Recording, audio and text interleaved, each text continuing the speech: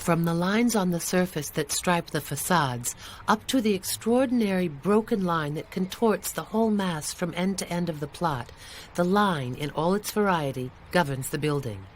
Berliners immediately nicknamed it the Blitz, lightning. For Libeskind, the tortured form of this zigzag embodies all the violence, all the ruptures in the history of Jews in Germany.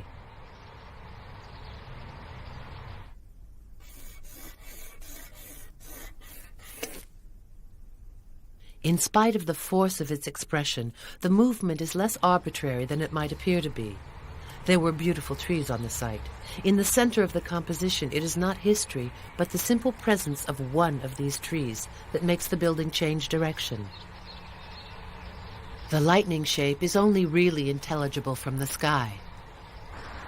From lower down, the new construction is much more discreet. There is no intention of outshining the Baroque building, whose height it respects. Hidden in the trees, it is hardly visible from the road, to which it shows just a narrow segment that might easily be the back of the building as its side, so lacking is it in any distinctive sign, or more especially of any way in.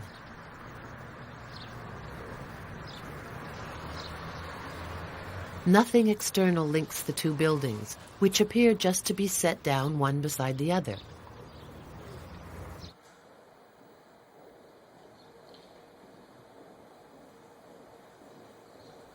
Yet the entrance to the new Jewish museum is from inside the Baroque pile.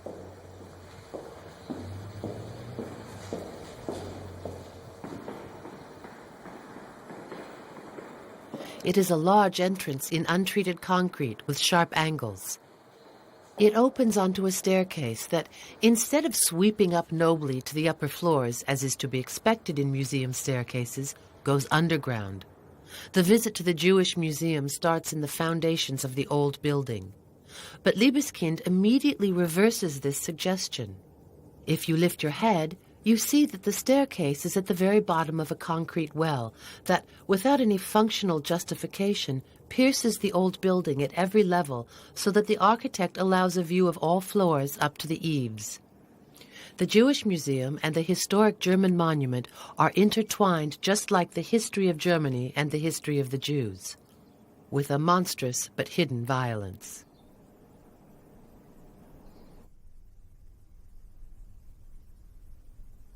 The concrete tower guards the entrance to the underground area that seems at first sight to be much more simple than the broken line of the surface building. Yet this is the real heart of the whole project. There are 3 corridors. The presence of a central island means that only 2 can be seen at a time.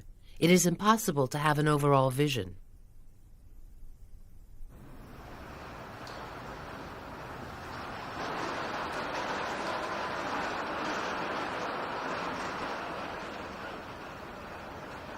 Libeskind calls these corridors axes.